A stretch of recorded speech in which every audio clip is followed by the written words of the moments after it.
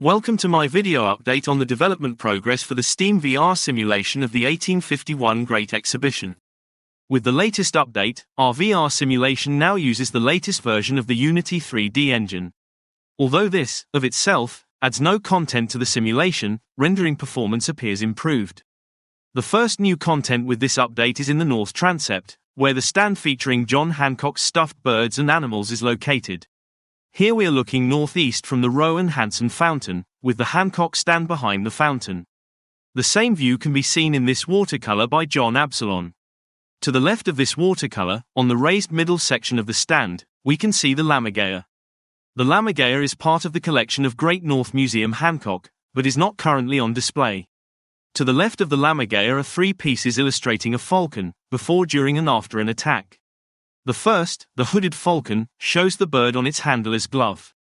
The second, the struggle with the quarry, shows the falcon attacking a heron.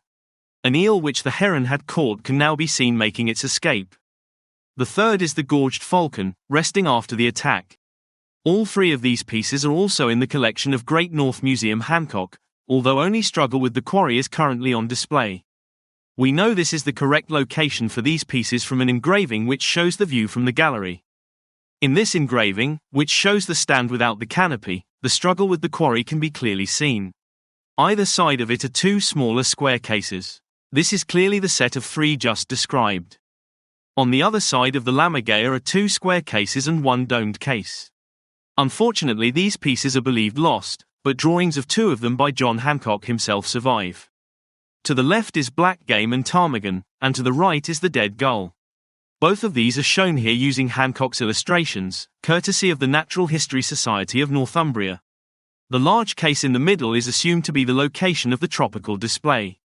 Unfortunately, no illustration of this has been located, however it was described as comprising cockatoos and parrots in tropical vegetation, with butterflies, beetles, lizards and other reptiles. Referring once again to the engraving, to the right of the tree can be seen square cases with curved tops. There were three cases containing a leopard and cubs, although an illustration of only one of these has been located, again courtesy of the Natural History Society of Northumbria. This completes John Hancock's stand. From here we take the passage towards the locomotives. With this update we have added one more locomotive, a tank engine by William Fairbairn and Sons of Manchester. Whilst there are no illustrations in the exhibition catalogue, this locomotive is described in the Illustrated London News of the 9th of August 1851.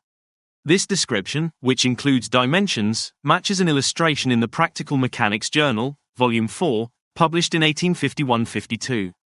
Another illustration was provided in the Engineer and Machinist 1851. These illustrations have been used to create this model. Where additional detail was required, the model has been based on the 1852 Fairbairn locomotive, Baronesa, now at Museu do Trem in Rio de Janeiro, Brazil. Continuing along the locomotive passage, we leave the building and move towards the boiler house. We have corrected the orientation of the boiler house by rotating it 16 degrees, to match an Ordnance Survey map from 1851. Don't forget the simulation can now be downloaded from Steam. It is free of charge, and always will be. Although best when used with a VR headset, if you don't have a headset it will also work in desktop mode, using your monitor, keyboard and mouse.